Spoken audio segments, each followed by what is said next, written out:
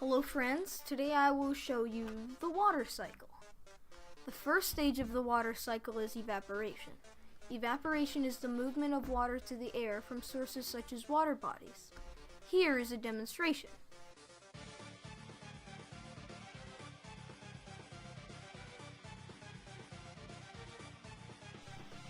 The second stage of the water cycle is condensation. Condensation is the transformation of water vapor into liquid. Condensation is the stage that creates clouds. Here's a beautiful demonstration from my friend Bill Nye. Bill Nye the Science Guy. Hey, I'm in here. I'm in this giant freezer. Now, let's see what happens when I come outside where you are. See, the surface of my bubble helmet of science turns cloudy. That's because water vapor, which was floating around in the air, sticks to the cold surface in little liquid water droplets.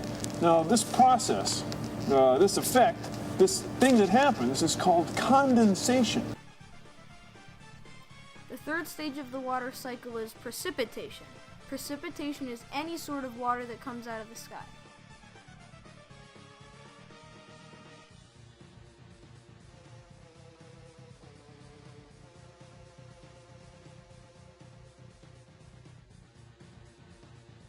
The fourth main stage of the water cycle is collection.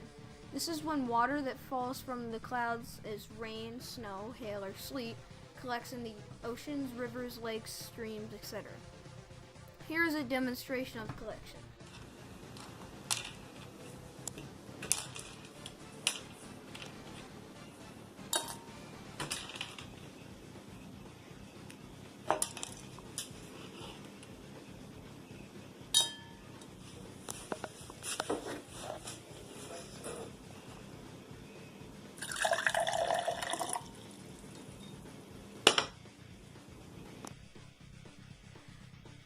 Now you may have noticed that I skipped over a couple of things in the picture: transpiration and runoff, surface runoff. According to ScienceDaily.com, surface runoff is water from rain, snowmelt, or other sources that flows over the land surface and is a major component of the water cycle. Here is an image of surface runoff.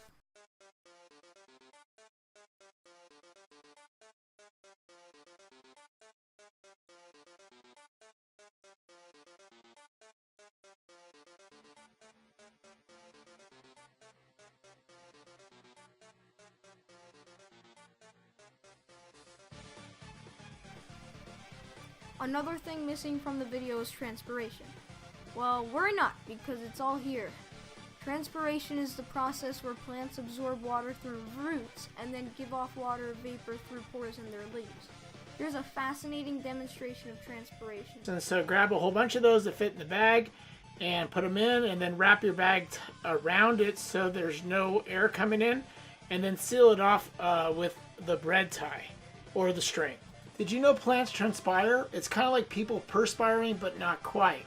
A simple analogy to help explain the act of transpiration is that plant transpiring is like a human sweating. Humans sweat by exerting water through pores to cool down. Similarly, a plant that goes through the transpiration to help carry the nutrients through the plant and maintain its structure. So what really is transpiration? Well, transpiration is the process by which the moisture is carried through the plant's roots. Then the capillary action goes through the stem into the small pores to the underside of the leaves, where it changes to vapor and is released to the atmosphere, which we can't see. So we can see that's the experiment's set up and ready to go. The bag is on, it's facing down, so the water will drip down to the corner down here, and it's securely tied off with the bread ties. And so we're all ready to go, and it's in a nice sunny area, so we'll let it sit and we'll check back on it shortly.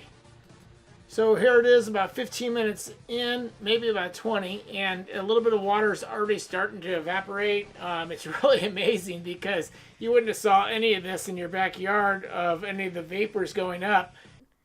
And that is everything. At this stage, we're at 1 minute and 40 seconds. Okay. Well, see ya.